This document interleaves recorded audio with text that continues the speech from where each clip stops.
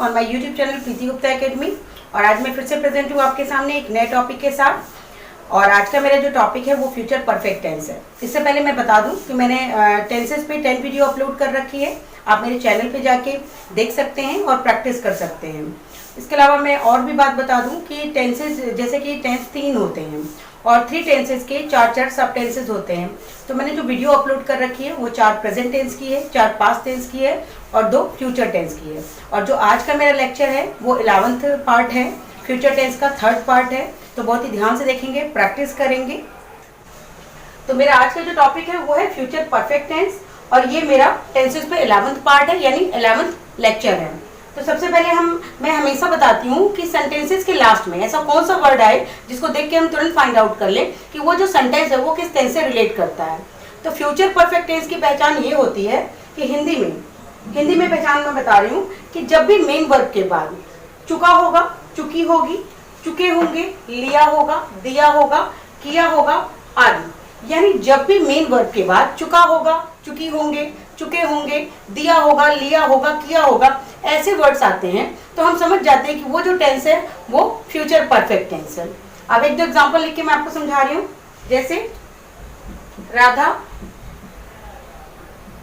जा चुकी होगी,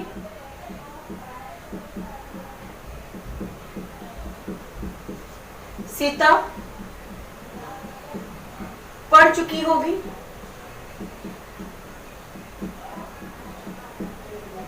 मैंने काम कर लिया होगा,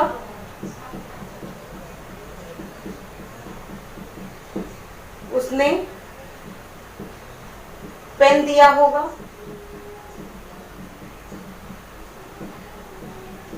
अब सेंटेंस देखिए, ये जो मैंने सेंटेंस लिखे हैं, राधा जा चुकी होगी तो इसमें क्या है, लास्ट में चुकी होगी, सीता पढ़ चुकी होगी, मैंने काम कर लिया होगा और उसने पेन दिया होगा।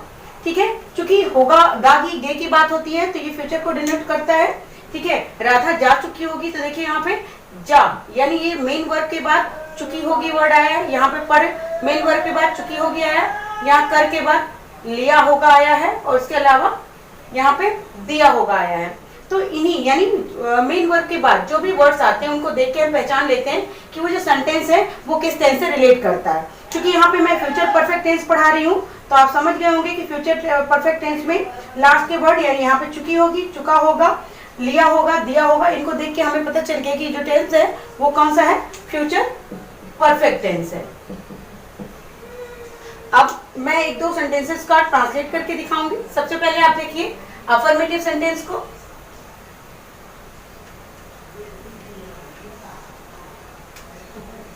अफर्मेटिव सेंटेंस को सकारात्मक वाक्य भी कहते हैं, इसके अलावा पॉजिटिव सेंटेंस भी कहते हैं, हिंदी में सकारात्मक कहते हैं, यानी ऐसे सेंटेंस जिसमें नॉट ना आया हो। अब सबसे पहले फॉर्मेशन देखेंगे। Subject will have, shall have, verb की 3rd फॉर्म ऑब्जेक्ट। अब देखिए विल हैव और शैल हैव जो कि हमारा हेल्पिंग वर्ब है, इनका हम यूज कहां करते हैं। ठीक है, तो विल हैव का यूज करते हैं हम सिंगुलर सब्जेक्ट के साथ और प्लूरल के साथ भी, इन दोनों के साथ हम विल हैव का यूज करते हैं।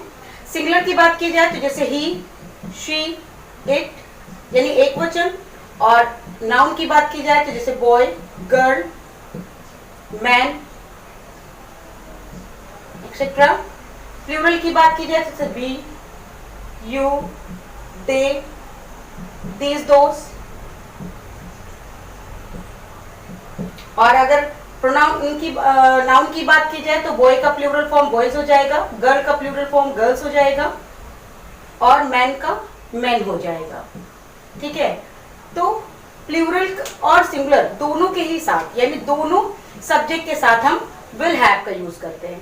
तो अब हम शैल हैव का यूज कहाँ करते हैं, तो हम शैल हैव का यूज केवल आई और वी के साथ करते हैं, यानी आई और वी के साथ हमें शैल हैव का यूज करना होता है। लेकिन अगर आप आई वी के साथ विल हैव का भी यूज करते हैं तो वो राइट नहीं हो, मतलब रॉन्ग नहीं होगा, राइट होगा, यानी आपके मार्क्स नहीं कटेंगे। लेकिन अगर हम प्रॉपर रूल्स रेगुलेशन से चलें तो आई वी के साथ हमें शैल हैव का ही यूज करना चाहिए। तो ये हो गया विल हैव और शैल हैव का यूज। अब हम आगे देखते हैं सेंटेंस के ट्रांसलेशन को। सबसे पहले जैसे राम क्रिकेट खेल चुका होगा, Ram will have played cricket. चूंकि हमें वर्ब के थर्ड फॉर्म का यूज करना है तो प्ले, खेलने की इंग्लिश प्ले होती है और प्ले का थर्ड फॉर्म प्लेड होता है। ठीक है, नेक्स्ट सेंटेंस देखिए, हमने अपना काम कर लिया होगा, हमने की इंग्लिश वी होती है और मैंने आपको बताया है कि शैल हैव का यूज आई और वी के साथ करते हैं। तो वी शैल हैव डन, करने की इंग्लिश डू होती है, डू का सेकंड फॉर्म डिड होता है और थर्ड फॉर्म डन होता है। तो we shall have done our work. अब फटाफट हम मैच करते हैं अपने फॉर्मेशन से। तो जैसे सबसे पहले क्या कहा गया था, सब्जेक्ट, तो सब्जेक्ट यहाँ पे राम है और यहाँ पे वी है, फिर विल हैव का यूज करना किया हमने राम के साथ और वी के साथ हमने शैल हैव का यूज किया है जो कि फॉर्मेशन के अकॉर्डिंग है। देन हमने वर्ब के थर्ड फॉर्म यानी प्लेड लिखा है, यहाँ पे डन लिखा है, उसके बाद यहाँ पे क्रिकेट ऑब्जेक्ट है, यहाँ पे वर्क ऑब्जेक्ट है। तो इस तरीके से फॉर्मेशन से बिल्कुल राइट है। अब हम नेक्स्ट देखते हैं नेगेटिव सेंटेंस को।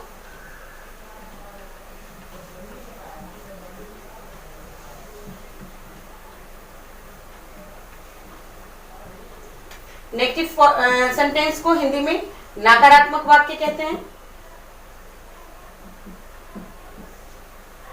यानी ऐसे सेंटेंस जिसमें नॉट जरूर आया हो। ठीक है, फॉर्मेशन देखिए, subject will shall not have, verb की थर्ड फॉर्म देन ऑब्जेक्ट। अब सेंटेंस देखिए, राम क्रिकेट नहीं खेल चुका होगा, Ram will not have played cricket. Next sentence देखिए, हमने अपना काम नहीं कर लिया होगा, we shall not have done our work. ये तो हो गया ट्रांसलेशन। अब फटाफट हम मैच करते हैं कि क्या ट्रांसलेशन हमारा फॉर्मेशन से बिल्कुल मिल रहा है यानी एकदम राइट है। तो सबसे पहले देखिए, यहाँ पे सब्जेक्ट की बात की गई थी, सब्जेक्ट राम है और यहाँ वी है, देन विल का यूज किया, फिर यहाँ पे हमने शैल का यूज किया वी के अकॉर्डिंग, फिर उसके बाद हमने नॉट का यूज किया, उसके बाद हैव का यूज किया, उसके बाद वर्ब के थर्ड फॉर्म का यूज किया प्लेड और यहाँ पे डन, और उसके बाद ऑब्जेक्ट क्रिकेट है और यहाँ पे वर्क है। तो फॉर्मेशन से बिल्कुल राइट है ये सेंटेंस, मैच कर लिया हमने। ठीक है, तो नेगेटिव क्लियर हो गया है। अब हम आगे देखेंगे इंटरोगेटिव सेंटेंस।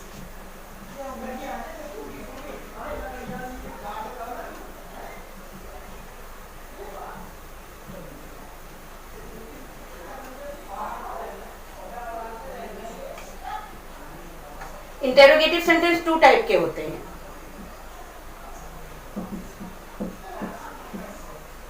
और इसको हिंदी में प्रश्नवाचक वाक्य कहते हैं, यानी ऐसे सेंटेंस जिसमें क्वेश्चन वर्ड हो और क्वेश्चन मार्क हो। क्वेश्चन वर्ड जैसे what, when, where, why, whom, ये सारे क्वेश्चन वर्ड होते हैं जिसको हम यूज करते हैं क्वेश्चन पूछने के लिए। ठीक है, अब इसका फॉर्मेशन देखिए। सबसे पहले मैं फर्स्ट टाइप को डिस्कस करूंगी। तो सबसे पहले होगा इसमें फॉर्मेशन में will, shall, subject, have, verb की थर्ड फॉर्म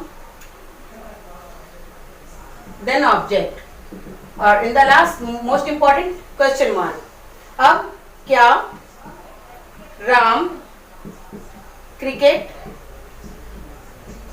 खेल चुका होगा? तो क्या की इंग्लिश हमें यहाँ पे व्हाट नहीं लिखना है, हमें विल शैल से स्टार्ट करना है, यानी हमें अपने हेल्पिंग वर्ब से स्टार्ट करना है। ठीक है, तो राम के अकॉर्डिंग मैंने यहाँ पे लगाया will, then Ram, will Ram have played cricket. Next sentence देखिए, क्या मैंने काम कर लिया होगा? तो अब क्या की इंग्लिश में क्या करना है, शैल लगाना है, क्योंकि मैंने की इंग्लिश आई होती है, तो shall I have done my work. तो ये हो गया हमारा first type of interrogative sentence. देखिए फॉर्मेशन से मैच करिए। सबसे पहले विल की बात की गई थी या शैल की, तो हमने राम के अकॉर्डिंग विल लगाया, आई के अकॉर्डिंग शैल लगाया। ठीक है, फिर उसके बाद सब्जेक्ट की बात की गई थी, यहाँ राम है, यहाँ आई है, देन हैव का यूज किया, देन वर्क की थर्ड फॉर्म यहाँ प्लेड है और यहाँ डन है, उसके बाद ऑब्जेक्ट यहाँ क्रिकेट है और यहाँ पे माई वर्क है, और फिर उसके बाद हमने क्वेश्चन मार्क लगाया। तो ये first type of interrogative sentence जो है वो फॉर्मेशन से बिल्कुल मैच कर रहा है, बिल्कुल राइट है। अब हम नेक्स्ट देखेंगे second type of interrogative sentence.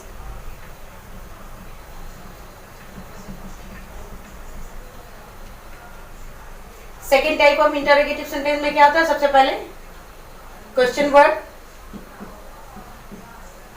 Then will, shall, then subject, then have, then verb की third form, then object and the last question mark.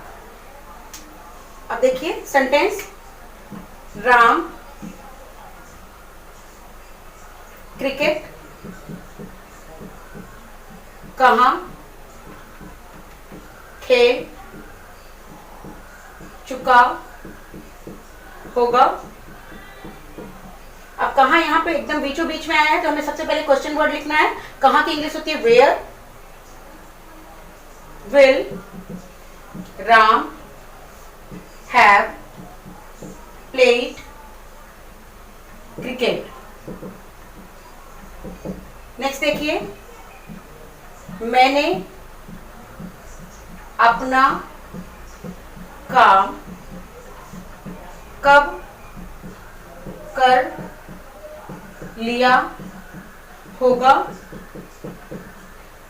तो अब यहाँ पे कब की इंग्लिश सबसे पहले हमें लिखनी है, तो कब की इंग्लिश होती है व्हेन, फिर शैल, क्योंकि आई हमारा है subject, when shall I have done my work. हम फॉर्मेशन से जब मैच करते हैं तो सबसे पहले बात की गई थी क्वेश्चन वर्ड की, तो यहाँ पे देखिए वेयर है क्वेश्चन वर्ड और सेकंड में व्हेन है सेकंड सेंटेंस में, फिर उसके बाद विल है राम के अकॉर्डिंग और यहाँ पे शैल है आई के अकॉर्डिंग, देन हमने सब्जेक्ट का यूज किया राम और आई, फिर उसके बाद हमने हैव का यूज किया, उसके बाद वर्ब की थर्ड फॉर्म का यूज किया, ये प्लेड है और यहाँ डन है, उसके बाद हमने ऑब्जेक्ट यहाँ क्रिकेट ऑब्जेक्ट और यहाँ पे वर्क ऑब्जेक्ट है, फिर हमने क्वेश्चन मार्क लगाया। यानी interrogative second type of interrogative sentence भी बिल्कुल राइट है। अब हम नेक्स्ट देखते हैं नेगेटिव इंटरोगेटिव सेंटेंस।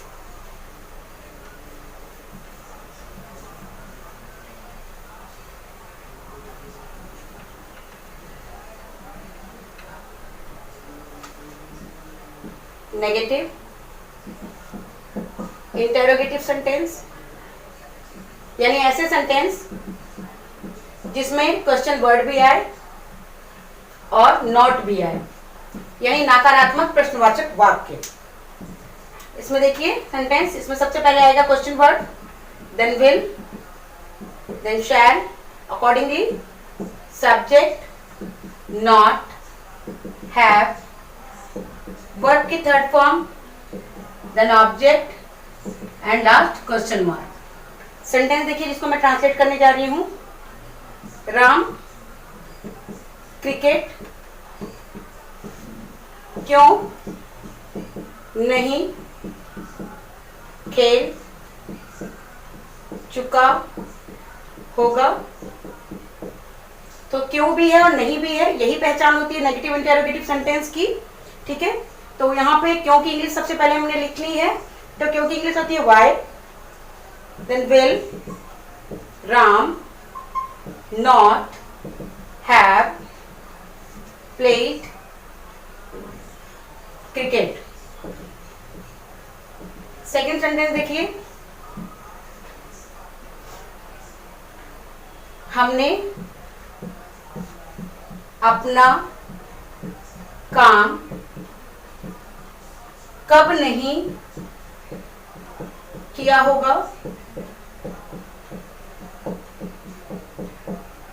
तो अब कब आया हुआ है, नहीं भी आया हुआ है, यही पहचान होती है। तो कब की इंग्लिश लिखेंगे हम when, then shall we not have done our work।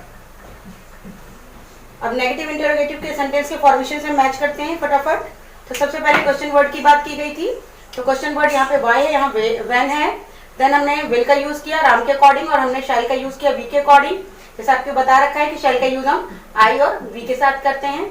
ठीक है, उसके बाद सब्जेक्ट हमारा राम है, वी है सेकंड में, फिर नॉट का यूज किया, फिर हमने हैव का यूज किया, फिर हमने वर्क के थर्ड फॉर्म यहाँ पे प्लेड है और यहाँ पे डन है, उसका तो ऑब्जेक्ट यहाँ क्रिकेट है और यहाँ पे वर्क है, और सबसे लास्ट में हमने क्वेश्चन मार्क का यूज कर रखा है। यही मेन इंपॉर्टेंट है और हमारा फॉर्मेशन से बहुत मैच कर रहा है, बहुत क्या पूरा का पूरा मैच कर रहा है, क्योंकि जरा सा भी अगर डिफरेंस होता है तो सेंटेंस हमारा गलत हो जाता है। अब आपको मेरा ये वीडियो कैसा लगा आप प्लीज कमेंट करके बताएंगे। अगर आपको पसंद आ रहा है तो लाइक करिए, कमेंट करिए, शेयर करिए, और अगर न्यू व्यूअर हैं तो आप प्लीज मेरे चैनल को सब्सक्राइब करें और मेरे चैनल पर ही जाकर आप मेरी सारी अपलोडेड वीडियो को देख सकते हैं जो टेंसेस पे मैंने बनाई है। ठीक है, और बेल आइकन को जरूर प्रेस करें जिससे आपको नोटिफिकेशन टाइम से मिलता रहे और आप अपनी प्रैक्टिस कंटिन्यू कर पाएं। Thank you.